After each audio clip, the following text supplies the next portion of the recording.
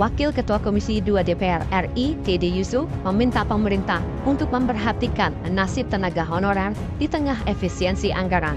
Menurutnya, belum ada data pasti terkait jumlah honorer yang terdampak efisiensi anggaran hingga berakibat pemutusan hubungan kerja atau PHK.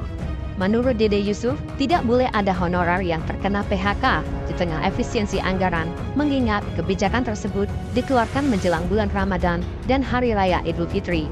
Sehingga, pemerintah perlu memprioritaskan pengalokasian gaji kepada honorer, terutama bagi mereka yang belum mendapatkan formasi setelah mengikuti seleksi P3K. Saudara kita ini yang saat ini honorer sudah kemarin lepas dari posisinya mereka di tempat yang lain karena gara-gara ikut P3K honorer, tiba-tiba sekarang belum dapat formasi dan efisiensi memotong pendapatan mereka. Di tengah mau Ramadan dan Lebaran, menurut hemat kami menjadi sangat penting pemerintah harus benar-benar memprioritaskan gaji. Jadi jangan sampai gaji itu hilang.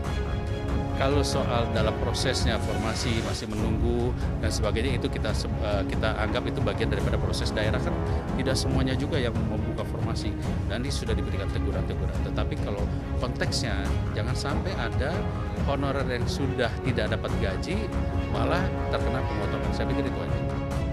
Dede Yusuf menambahkan, pemerintah sebaiknya menerapkan skema work from home dalam upaya efisiensi anggaran daripada memutus hubungan kerja tenaga honorer.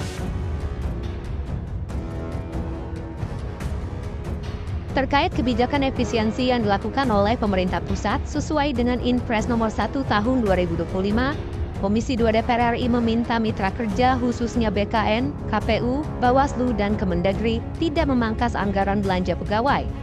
Menurut anggota Komisi 2 DPR RI Muhammad Toha, semangat efisiensi yang digaungkan Presiden bukan bertujuan untuk mengurangi jumlah pegawai honorer yang ada, namun lebih kepada penghematan di sektor tertentu seperti penyewaan mobil dinas bagi pejabat, pembangunan infrastruktur non-prioritas, dan kegiatan-kegiatan seremonial.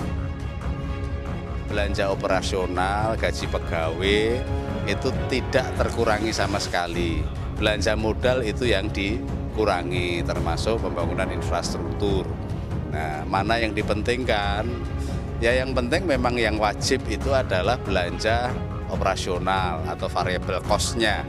Kalau fixed cost-nya atau misalkan belanja modal, itu kan sebenarnya bisa ditunda, semacam pembelian mobil, ya, sewa mobil dan sebagainya.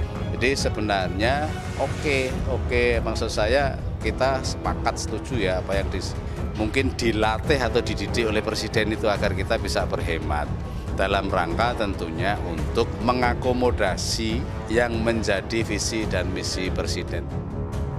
Kementerian Keuangan memastikan tidak ada PHK tenaga honorer di lingkungan kementerian dan lembaga dampak dari efisiensi anggaran. Untuk memastikan itu, Kemenkeu sedang melakukan rekonstruksi anggaran yang bertujuan melihat besaran anggaran di masing-masing kementerian maupun lembaga.